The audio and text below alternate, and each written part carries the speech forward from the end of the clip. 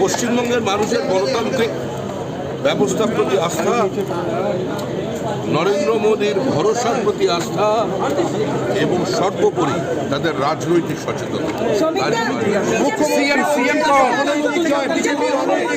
মুখ্যমন্ত্রী বলছেন সিএম কौन बनेगा दादा? মুখ্যমন্ত্রীর সমস্ত বক্তব্যের প্রতিক্রিয়া আমাদের যারা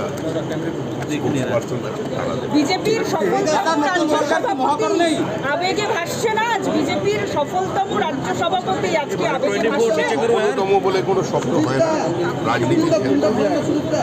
রাজনীতিতে 2 আর 2 সবসময় 4 হয়। ঘটনা বা দুর্ঘটনার চক্রে এই ঐতিহাসিক পরিবর্তনের সময় দল আমাকে সভাপতির দায়িত্ব দিয়েছে, আমি সেটা পালন করার চেষ্টা করেছি। 2 থেকে 200 পার যে বিজেপি একসময় 2 ছিল, সে আজ 200 পার। প্রথমে 1, তারপর 3, তারপর 77, তারপর এখনো পর্যন্ত 207। একটু আগে আমাদের প্রার্থী 309।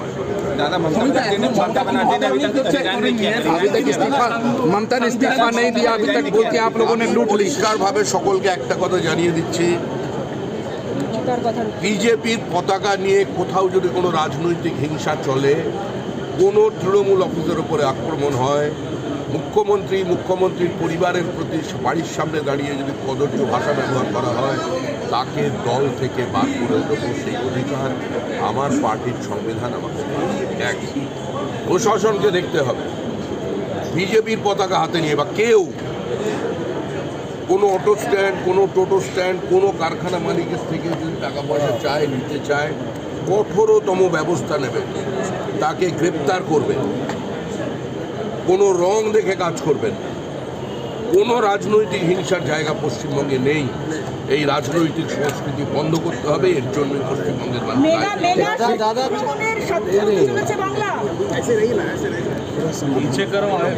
হবে কি ভিগা হবে।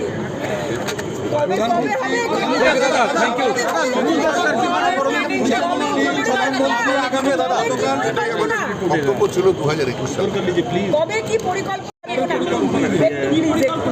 আমরা বসে ঠিক করবো, সবে তো অফিস ঢুকবে। दादा तेजस्वी यादव, कमिटमेंट बहुत पुराना था जो हम लोग राइटर बिल्डिंग से ही हमारा सरकार।